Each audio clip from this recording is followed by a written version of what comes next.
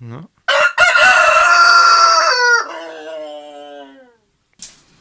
Chodź. No chodź. Chodź, bo zimno.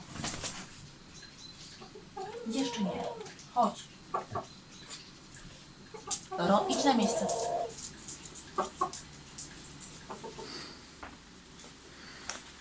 Hello. Hello. What do we have here? We had a raspberry, and there's another half. You're having 2 roosters as family members. Yep, our family consists of 3 dogs, 2 cats, 1 man, myself, and 2 roos.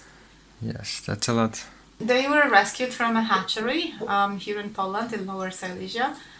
There were activists on the site, and they discovered a bag which was full of half-dead chicks. There were about 60 chicks in the bag, out of which 11 were still moving and showing signs of life, and they were taken away from the place. One didn't make it. I think one was euthanized later because it started developing some symptoms of serious diseases, and the vets couldn't be of much help.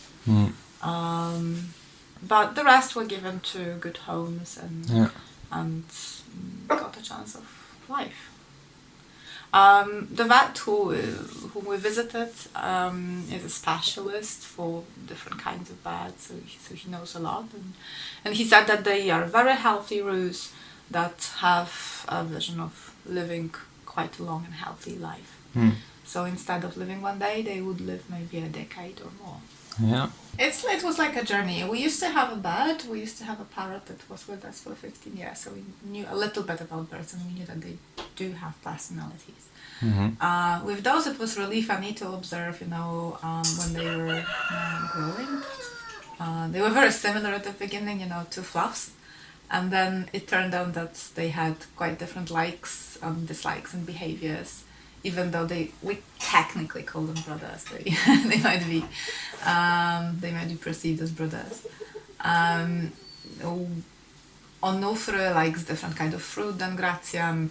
One was more cowardly, the other one was more adventurous towards the dogs. They are very different. Even when you look at the 2 of them, somebody could say, oh, they're just 2 baddies with bad brains. Not necessarily. They're quite clever. They know what they're doing. They're quite territorial. They can scare some people. They scared a postman to hell. and they're really nice as pets, It's quite often people who hear about rescuing animals think that it's like a Disney story. You rescue an animal and they lived happily ever after, and the animal was, waking you up in the morning with the gratitude and everything. No, it doesn't work like this. We've rescued dogs before, and we had fights, and we had problems, and we had surgeries that we didn't expect, and expenses. And it was the same with them. They were going through their development as chickens, and at the beginning they were a little bit distrustful. I wanted to give them more time. They learned to be around us a little bit, and then the hormonal phase came by, and it turned out that they can peck quite nastily, and I've been pecked several times. I have scars on my hands, and I was learning, too, and it was quite disappointing and quite hurting, to see that the animal that you care so much for, and you go against the mainstream people, point their fingers at you because, you take care of a chicken, and this animal is basically trying to semi-kill you. But, that was the natural part of their life. And we were very patient, and at some point we had to wear gloves, like skiing gloves, whenever we took them, to... In the beginning? Not at the beginning. That was funny, actually. At the beginning it was fine, and then when they started showing first signs of maturity, then we really had to be careful because they would peck mercilessly. You learn different things. You learn that you shouldn't run in front of a chicken because they're always faster than you. Yeah, but now we got to the time again when they are really trusting. I can have a nap next to them. They coming to to cuddle with us.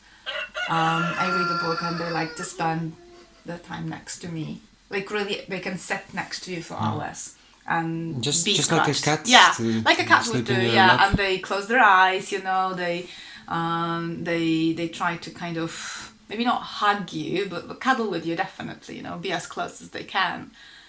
So they are like any pet, and they're curious. They follow you around. They peck different things. I didn't realize that the tips of their beaks are so sensitive, and they act as feelers for the chickens. So sometimes they can peck really badly, but at the same time there are those moments when they peck you like very gently just to check what this part of your body is or what this item of clothing you're wearing is. And yeah, it's very rewarding to have animals around.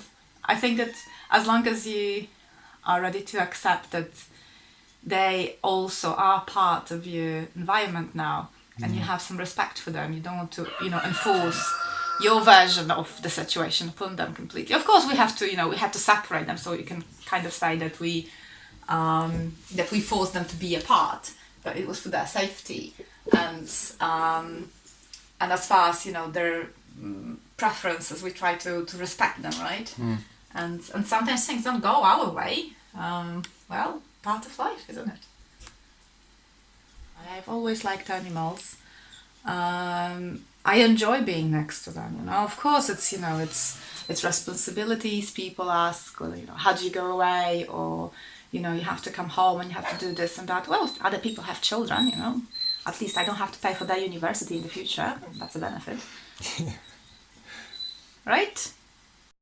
Sometimes they help you refocus, because we as humans tend to run, and there are all those artificially created needs that people are trying to convince us we should have.